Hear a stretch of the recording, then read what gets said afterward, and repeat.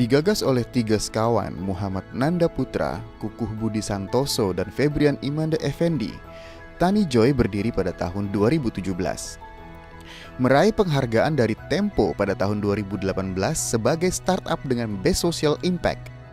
Tani Joy mengelola dana lebih dari 2,9 miliar rupiah dengan 112 proyek pertanian dan 500 hektar lahan pertanian. Tani Joy juga telah menghubungkan lebih dari 1.900 petani dengan peningkatan pendapatan petani lebih dari 60%. Bagaimana upaya Tani Joy mencapai visinya melalui investasi bisnis syariah? Jangan kemana-mana, temukan jawabannya sesaat lagi.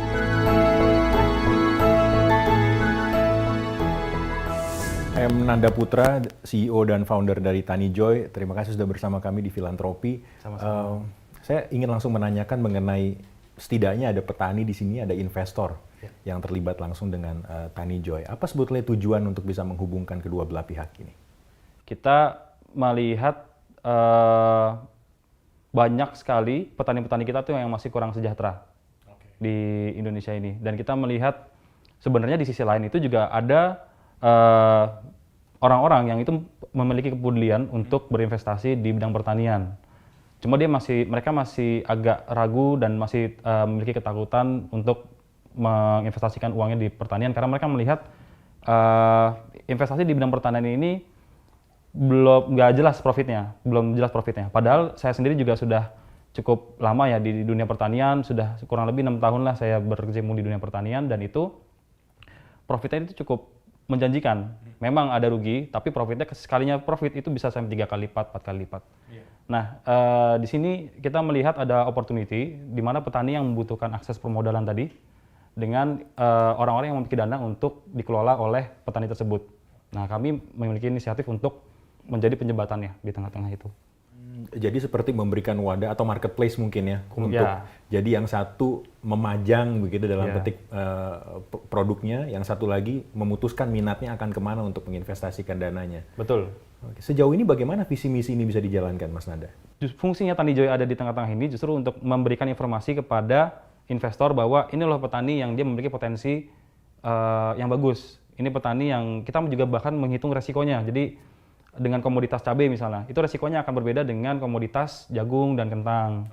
Tetapi berbanding dengan resiko yang tinggi, akan ada untung yang besar juga, potensi untung yang besar. Semakin kecil resikonya, semakin kecil untungnya. Nah, itu yang kita informasikan biasanya kepada investor. Di sisi petani, kita juga memberikan edukasi. Jadi kita tidak hanya sekedar, oke ini ada dana dari investor, silakan kalian kelola. Tidak hanya itu saja. Petani ini butuh pendampingan. Kita ada namanya field manager yang kita tugaskan di lapang. Dia membina petani bagaimana bertani dengan baik dan bahkan kita juga menghubungkan dengan marketnya. Jadi petani tidak perlu bingung, ini setelah saya bertani, panen lalu jual kemana? Nah, ini kita juga menyediakan marketnya untuk mereka. Wah, menarik nih. Dan kalau kita lihat lagi, saya dapat info juga bahwa selain petani, pemilik lahan pun bisa jadi mitra dari Tani Joy ini ya? Ya, pemilik lahan juga bisa jadi mitra, tapi sebenarnya sebelumnya ya, tahun-tahun lalu kita memang membuka untuk mitra lahan untuk bergabung dengan kita.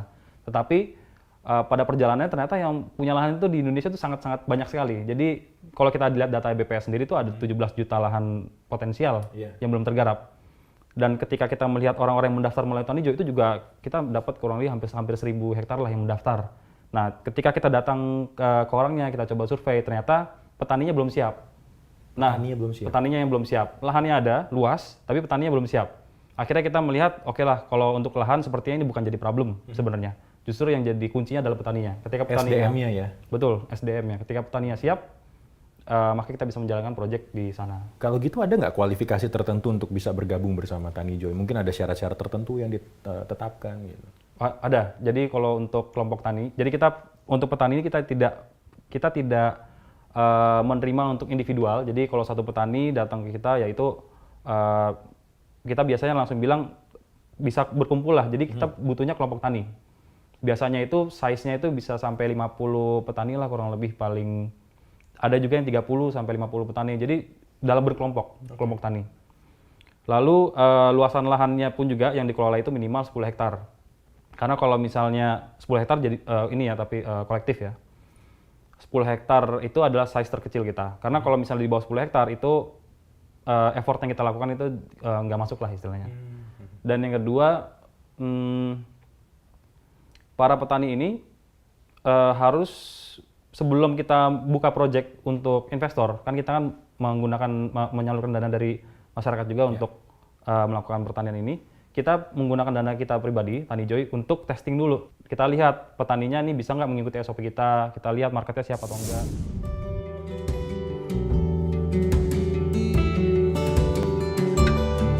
Jadi Tani Joy sendiri sekarang udah beroperasi di berbagai wilayah Indonesia, terutama di Jawa dan Sumatera. Kita ada di Medan, di Brastagi, kemudian kita juga ada di Bogor, di Desa Sukawangi, kemudian di Bandung Barat kita punya Cipatat, dan kita juga sedang buka sekarang di Cianjur. Di Jawa Tengah ada Banjarnegara, Pratin, Purbalingga, dan kita juga ada di Malang, ada Jamur di sana, dan sekarang kita lagi ekspansi buat ke Sulawesi, tepatnya di Pulau Muna. Oke, jadi di Tani Joy sendiri kita banyak banget sayur ya, terutama sayur di hortikultura yang kita kembangkan. Pertama kayak seperti di Medan atau Brastagi, kita fokus kepada kentang. Jadi melihat potensi daerahnya seperti dataran tinggi, kemudian juga secure market di sana, kita udah punya buyer untuk kentangnya segala macam, sehingga itu memudahkan kita dalam pengembangan kentang. Misalnya kita juga mempunyai greenhouse dan juga gudang untuk pengembangan bibit dan juga potensi untuk berekspansi ke market lain selain pasar induk seperti itu.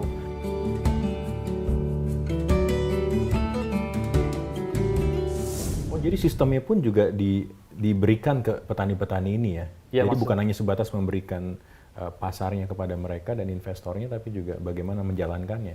Ya, sistem operasional prosedurnya kita tularkan melalui pendamping tadi. Nah, itu kita melakukan sistem operasional prosedur yang seperti itu. Ketika petani bisa mengikuti SOP ini, baru kita berani untuk buka siapa yang mau investasi, petaninya sudah kita uji dan ini sudah bisa berjalan lah dengan baik. Menarik. Kembali lagi ke soal fokus. Fokusnya kan ada 3 nih, ngomong soal permodalan, akses terhadap permodalan, kemudian akses terhadap pasar, akses terhadap budidaya. Nah, dari 3 garis besar akses yang menjadi fokus ini, apa sebetulnya ingin dicapai?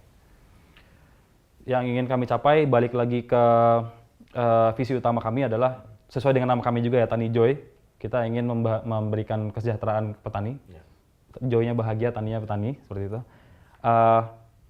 Karena petani ini adalah kunci dari ketahanan pangan kita. Kalau petaninya aja belum sejahtera, maka yang lainnya juga bisa dipastikan nih kita seperti yang sekarang terjadi, pangan banyak yang impor dan lain sebagainya. Nah, jadi memang fokus kita adalah Tani Joy itu sebenarnya membangun ekosistem. Kita ingin membangun ekosistem pertanian yang lebih efisien. Fokusnya lagi memang di tanaman-tanaman horti dan tanaman pangan, seperti jagung ya, dan cabai dan kentang. Jadi siapa yang nanam duluan, lalu nanti yang ini nanam duluan. Nah, dari situ kan ada komunikasi yang terjalin dan ada ekosistem yang terbentuk. Itulah yang jadi tujuan kita jangka panjang. Bagus juga, arti tidak ada surplus pangan, tidak ada defisit pangan juga, kondisinya relatif ideal dan stabil gitu ya. Betul, untuk menstabilkan itu. Tantangannya apa sih untuk bisa mewujudkan hal-hal tersebut? Sampai sejauh ini bagaimana? Kita juga, jadi memang Tani Joy ini baru mulai kan 2017 ya.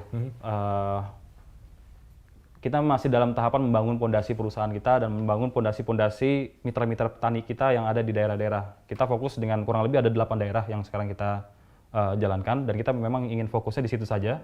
Karena ketika yang 8 daerah ini sudah bisa proven dan sudah bisa bagus, maka kita bisa menularkan ke tempat yang lain. Nah, dari situ harapannya bisa lebih bisa di-copy ke tempat yang lain. Karena memang untuk mencapai ke ekosistem yang bagus tadi itu butuh proses dan waktu yang cukup panjang.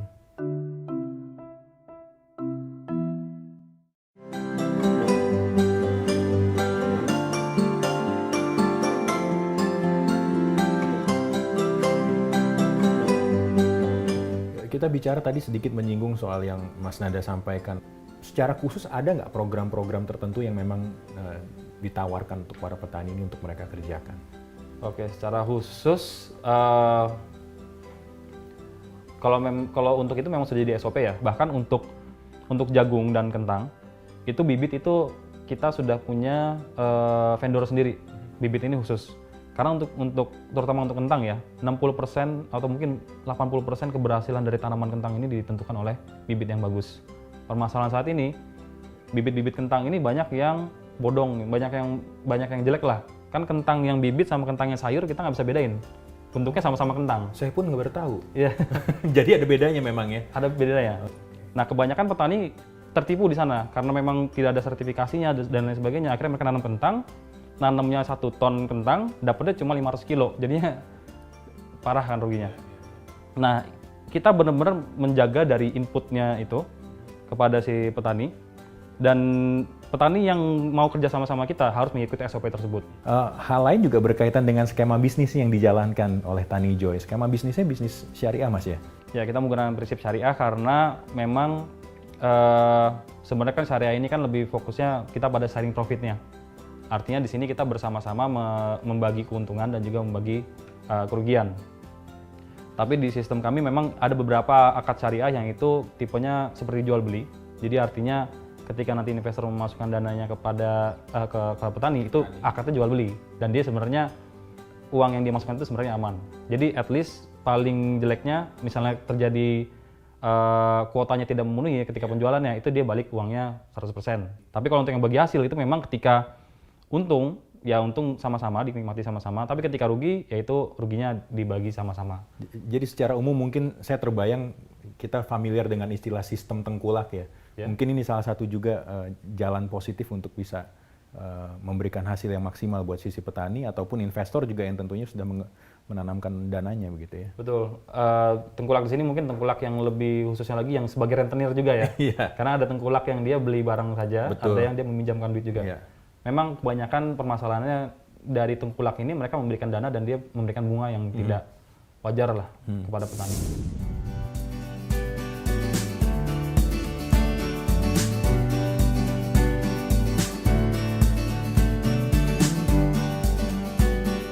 Tugas-tugas saya di sini yaitu meliputi yang pertama mengurusi masalah manajerial khususnya di proyek Cipatat, di mana untuk kedepannya proyek bisa berjalan lancar dan bisa menghasilkan hasil yang optimal. Kemudian yang kedua, saya di sini sebagai penanggung jawab atas apapun segala kegiatan operasional di Cipatat, meliputi dari proses produksi, terus pembinaan petani, kemudian bekerja sama dengan pihak-pihak dinas terkait seperti dinas pengairan, dengan kepala desa setempat. Kalau tantangannya sendiri lebih ke cuaca. Jadi di sini cuacanya itu cenderung fluktuatif, berbeda-beda gitu loh tiap saat. Jadi tantangannya di situ. Jadi kita pintar-pintar bagaimana treatment kita pada saat kondisi-kondisi yang berbeda. Nah, kalau kita bicara soal apa yang menjadi latar belakang sampai akhir Tani Joy ini didirikan, tentunya menarik juga saya ingin tahu. Okay. Ada cerita atau pengalaman pribadi nggak sih sampai akhirnya, oke, Tani Joy seperti ini cara yang maksimal nih untuk kita pilih untuk bisa berbuat sesuatu lewat sektor pertanian. Oke, jadi sebenarnya Tani Joy ini awalnya kita bangun bertiga ya, dengan Kuku dan Febri. Kita punya background yang berbeda-beda. Saya backgroundnya dari pertanian. Jadi nggak meleset dong? Ya, untuk yang ini sesuai beda. Masih sesuai. Iya. Lalu Mas Kukuh ini dari background bisnis ya, bisnis, dan dia juga ada background di marketing juga. Dan Mas Febri ini dari background IT. Nah, ini kan kita punya background yang beda-beda, tapi kita punya satu tujuan yang sama. Kita punya satu kekhawatiran yang sama di dunia pertanian. Indonesia dulu dikenal sebagai negara agraris, yang kata lagunya siapa lupa saya. Kus Plus mungkin. Kus Plus ya, ya, yang batu dilempar sama pokoknya jadi tanaman lah semuanya ya. Iya, yang dilempar gitu. Tapi emang benar kan, singkong tancapnya jadi tanaman. Betul. Nah, yang katanya seperti itu, tapi ternyata kondisinya sekarang kita kalah, produksi kita kalah dengan Vietnam. Ironi ya. Iya. Kalau saya kebetulan juga petani kopi juga, Vietnam itu dulu urutan keempat di dunia, sekarang di urutan ketiga, Indonesia keempat. Jadi kita udah kebalap oleh negara Vietnam yang dulu belajar dari kita.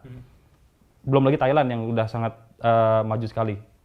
Goal kita itu adalah ya tadi ekosistem tadi itu bisa berjalan dengan baik dan kita bisa mensejahterakan stakeholder yang ada di pertanian itu. Tapi mulai dari mana?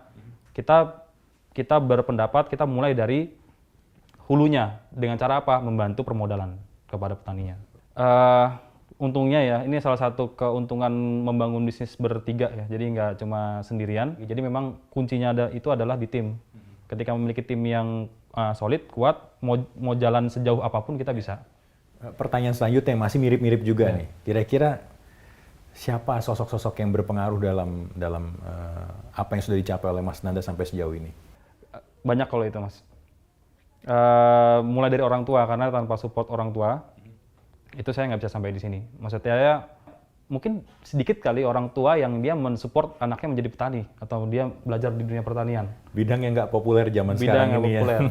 Nah, ketika saya kecil, justru yang keluar dari mulut saya adalah insinyur pertanian. Dan orang tua langsung memberikan dukungan. Dan orang tua justru malah memberikan dukungan dan mengarahkan saya memang ke situ. Lalu yang kedua adalah tentunya dari istri. Istri saya ya, apalagi saya ini berbisnis ya, maksudnya ini bukan pekerjaan yang memiliki income yang tetap dan butuh support yang sangat besar sekali. Dan ini istri saya sangat-sangat amat mensupport saya. Di balik sosok-sosok yang berpengaruh tadi, tentunya juga Mas Nanda juga punya pegangan dalam hal nilai. Apa kira-kira yang harus terus dipegang untuk bisa menjalani kehidupan ini? Buat Mas Nanda apa aja tuh nilai-nilai? Nilai yang saya pegang teguh tuh ya do what you love and love what you do. Simpelnya ya, bahasa Indonesianya, kita harus mencintai apa yang kita lakukan. Kita harus menaruh segenap jiwa dan segenap hati kita terhadap apa yang ingin kita kerjakan tersebut. Karena kalau misalnya kita nggak cinta terhadap apa yang kita lakukan, ya jadinya setengah-setengah. Tapi kalau kita misalnya mencurahkan segala kemampuan kita dan kita cintai pekerjaan kita, maka walaupun apapun hasilnya pasti akan puas lah, karena kita sudah maksimal. Gitu. Sistem yang dikembangkan ya kita nanam cabai, bawang, tumpang sari, Mbak. Tumpang sari, pertama saya menanam bawang, terus habis bawang saya menanam cabai. Setelah saya menanam cabai, saya menanam kacang, itu di satu tempat. Nah, di samping kanan kiri itu di sekeliling ada kacang dan ubi. Saya mencontohkan untuk lingkungan setempat. Dan tujuan saya ingin membantu perekonomian orang-orang setempat daerah khusus Cipatat ini supaya perekonomiannya lebih maju. Jadi alhamdulillah sekarang ya kayak gini hasilnya, ini hasil orang PHP dengan PHL orang setempat. Harapan saya supaya dimanapun tempat saya bertani, di situ bisa mengangkat perekonomian orang sekitar dan juga supaya masyarakat Indonesia itu lebih giat untuk bertani, karena bertani itu tidak ada pensiunnya, supaya tidak kekurangan pangan.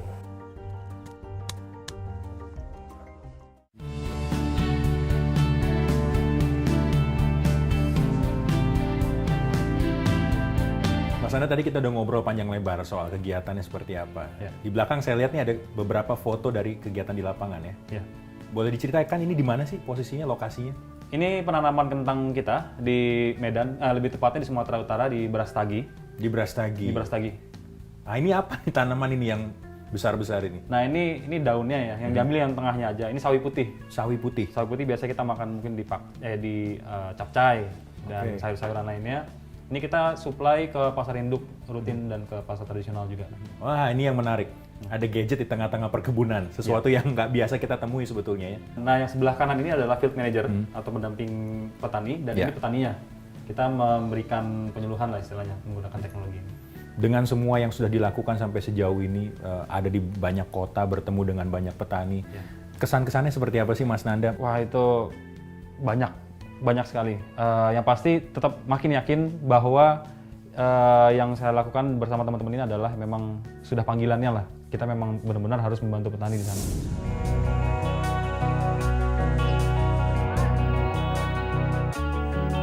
Ya, Ibu bangga gitu udah dikerjakan di sana, Neng. Jadi ada penghasilan gitunya 10 dinten sekali punya uang gitu buat sehari-hari di rumah, makan sama pakaian orang kali ke buat sekolah gitu. Jadi ibu teh terima kasih banget gitu udah dikerjakan di sana. Jadi bisa bantu-bantu sama suami. Jadi ada gitulah sehari-harinya gitu nya bantosan gitu tah ibu teh. Jadi enggak teh jadi nate jadi henteu ieu neng jadi nganggur gitunya. Setiap nama lah hari-harina ada gitu neng pemasukan buat di rumah gitu. Mas Nanda, kalau kita lihat dari sisi pemodal nih, investor, sejauh mana sih minat mereka menurut data yang dimiliki oleh Tani Joy? Minat ya. Kita sekarang ada kurang lebih 3.000-an, 3.050 lebih tepatnya yang terdaftar di Tani Joy. Nah, dari investor-investor kita itu kebanyakan background-nya itu datang dari karyawan-karyawan swasta. Nah, mungkin kita menganalisa ya, mungkin dari karyawan swasta ini sebenarnya mereka memiliki passion ingin bertani, tapi karena mereka punya pekerjaan dan tidak punya waktu untuk bertani, ya dia menitipkan kepercayaannya, dananya ke Tani Joy. Kalau kita bicara soal keberhasilan, Ya. indikatornya apa sih? Dan kalau itu udah tercapai, apa kira-kira strategi yang dilakukan untuk bisa mengulangi keberhasilan-keberhasilan tadi? Oke. Karena ini bisnis ya, kalau dari sisi keberhasilan tentunya profit. Tapi kalau di Tani Joy kita punya 2 KPI ya, kita punya 2 KPI besar. Yang pertama adalah dari sisi bisnisnya, profit. Yang satu lagi adalah dari sisi impact-nya atau dampak sosialnya. Nah, dari sisi profit sendiri, ya kita adalah targetnya lah untuk yang profit itu. Dan untuk yang sisi sosial itu lebih ke petaninya justru. Jadi bagaimana kita bisa meningkatkan pendapatan petani.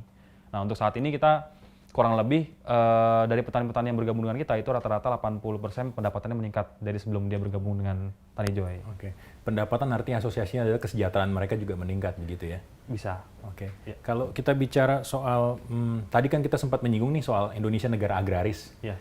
Artinya kan ada prospek yang sangat besar untuk bicara soal bisnis agrikultur.